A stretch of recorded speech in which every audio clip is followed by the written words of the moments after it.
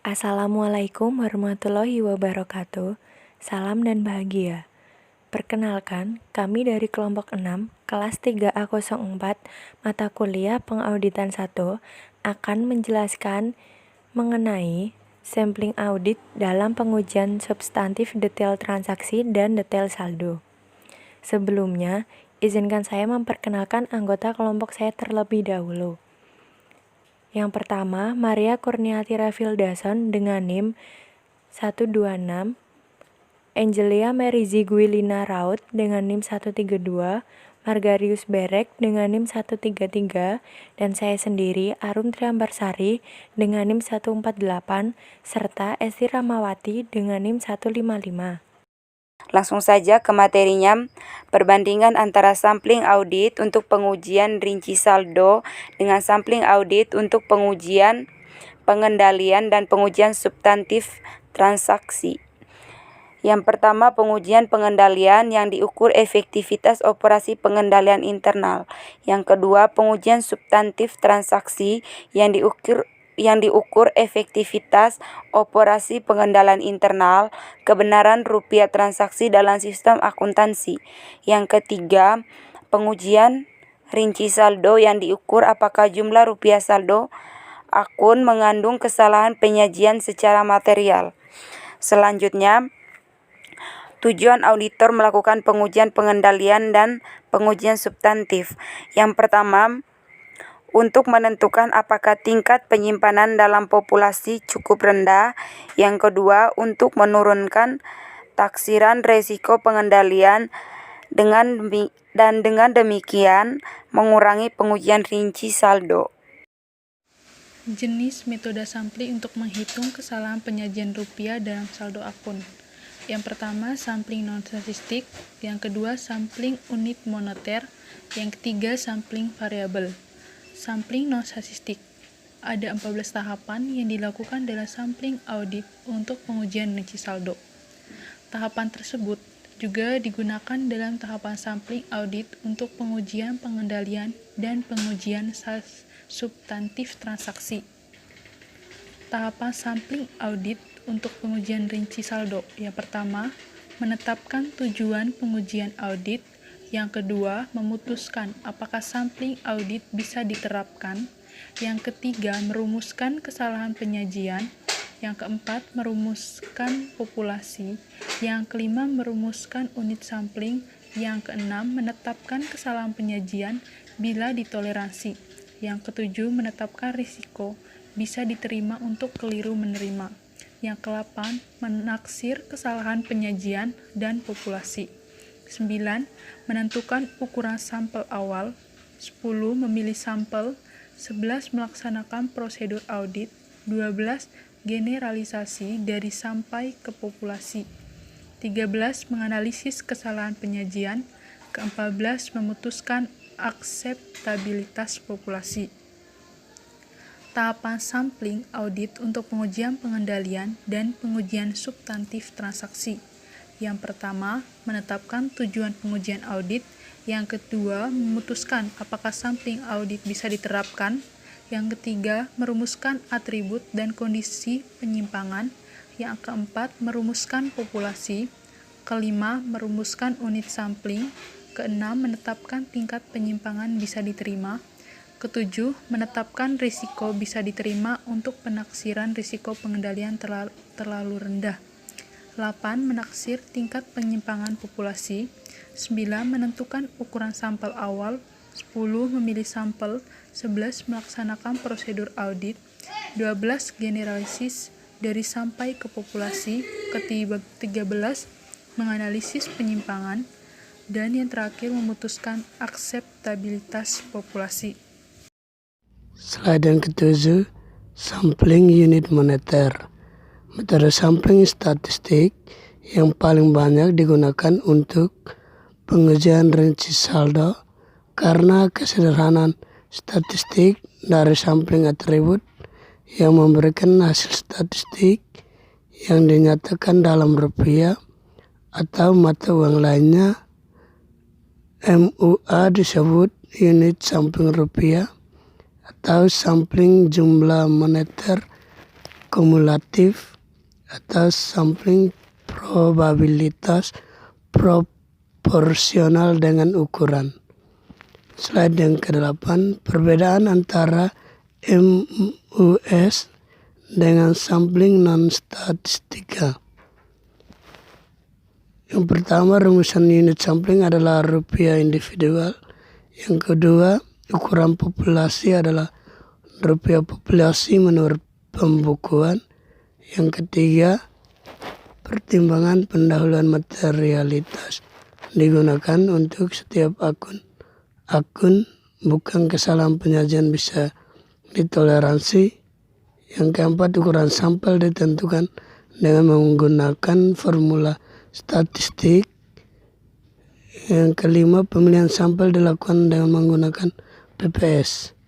Slide yang ke-9, generalisasi dari sampel ke populasi dengan menggunakan teknik MUS.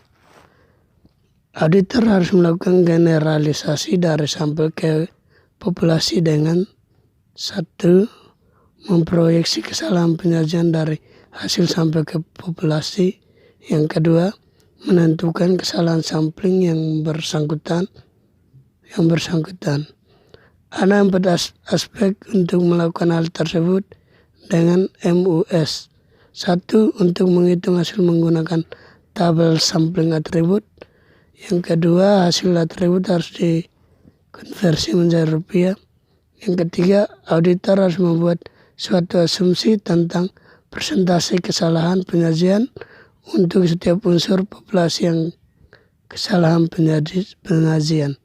Yang keempat, apabila digunakan MUS, hasil statistika disebut batas kesalahan penyajian. Yang selanjutnya, generalisasi menggunakan MUS dari sampel ke populasi seandainya tidak ditemukan kesalahan penyajian. Jadi, unsur-unsur yang berisi kurang saji dalam jumlah besar bisa menjadi berjumlah kecil sebagai akibat dari kesalahan penyajian. Akibatnya, karena mekanisme MUS hanya sedikit yang akan berkesempatan untuk terpilih menjadi sampel. Karena kesalahan tersebut, sejumlah auditor memilih suatu tambahan sampel dari unsur-unsur yang kecil untuk pengganti sampel unit moneter apabila jumlah kurang saji menjadi masalah dalam audit. Generalisasi apabila ditemukan kesalahan penyajian. 4 aspek untuk melakukan generalisasi dari sampel ke populasi, yaitu yang pertama, jumlah kesalahan penyajian mula-mula dipisahkan dan kemudian digabungkan. Aspek yang kedua, dibuat asumsi kesalahan penyajian yang berbeda untuk setiap kesalahan penyajian termasuk 0 kesalahan penyajian. Aspek yang ketiga, auditor harus menggunakan tabel sampling atribut untuk membuat lapisan tingkat batas atas penyimpangan terhitung atau CUIR. Dan aspek yang terakhir, asumsi kesalahan penyajian harus dikaitkan dengan setiap lapisan atau layer.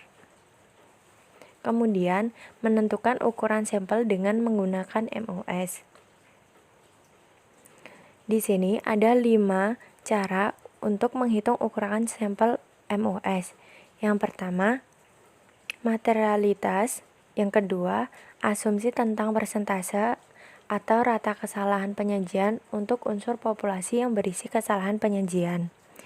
Yang ketiga, risiko bisa diterima untuk keliru menerima. Yang keempat, nilai populasi per pembukuan. Dan yang terakhir, estimasi tingkat penyimpangan populasi. Sampling variabel merupakan metode statistika yang digunakan auditor untuk mengukur kesalahan penyajian dalam saldo akun. Sejumlah teknik sampling membentuk metode yang disebut variabel sampling, yaitu estimasi selisih, estimasi rasio, dan estimasi mean per unit. Metode variabel. Auditor menggunakan proses inferensi statistik untuk semua metode sampling variabel. Masing-masing metode berbeda tergantung pada apa yang diukur. 1. Estimasi selisih. Auditor menggunakan estimasi selisih untuk mengukur jumlah taksiran kesalahan penyajian total dalam suatu populasi. Apabila baik nilai menurut buku maupun nilai menurut audit tersedia untuk setiap unsur dalam sampel yang biasanya terdapat pada setiap audit. Sebagai contoh, auditor mengonfirmasi suatu sampel piutang usaha dan menentukan selisih atau kesalahan penyajian antara jumlah menurut pembukuan klien dengan jumlah yang dipandang benar oleh auditor untuk setiap akun terpilih. 2. Estimasi rasio. Estimasi rasio mirip dengan estimasi selisih, kecuali di sini auditor menghitung rasio antara kesalahan penyajian dan nilai bukunya dan memproyeksi hal ini ke populasi untuk menaksir total kesalahan penyajian populasi. Sebagai contoh, misalkan auditor menemukan kesalahan penyajian. Selanjutnya, auditor dapat menghitung confidence limit dari total kesalahan penyajian untuk estimasi rasio dengan suatu perhitungan yang serupa dengan apa yang dilakukan dalam estimasi selisih. Estimasi rasio bisa berakibat pada ukuran sampel bahkan lebih kecil dari estimasi selisih. 3. Estimasi mean per unit. Dalam estimasi mean per unit, auditor lebih fokus pada nilai per audit, tidak pada jumlah kesalahan penyajian untuk setiap unsur dalam sampel. Kecuali tentang definisi dari apa yang diukur.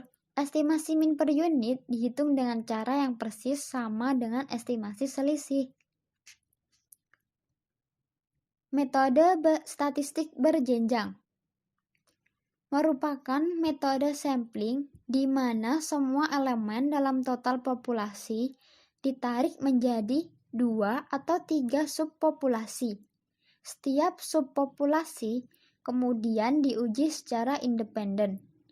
Perhitungan dibuat untuk setiap strata dan kemudian digabungkan menjadi satu taksiran populasi confidence interval untuk keseluruhan populasi. Hasil dihitung secara statistika. Stratifikasi diterapkan pada selisih, rasio, dan estimasi mean per unit. Tapi paling sering digunakan estimasi mean per unit. Penstratifikasian populasi tidak hanya dilakukan dalam sampling statistika. Secara tradisional, auditor menekankan pada jenis unsur-unsur tertentu ketika auditor menguji populasi dengan menggunakan sampling non-statistik. Contoh nih ya, dalam mengonfirmasi piutang usaha, auditor biasanya lebih menekankan pada akun bersaldo besar daripada yang bersaldo kecil. Namun demikian, dalam sampling statistika berstrata, pendekatannya lebih objektif dan dirumuskan lebih baik daripada untuk metode non-statistika berstrata. Terima kasih. Salam. Sekian video penjelasan dari kelompok kami. Semoga bisa menambah ilmu serta wawasan teman-teman semua. Terima kasih sudah menonton. Wassalamualaikum warahmatullahi wabarakatuh. Salam.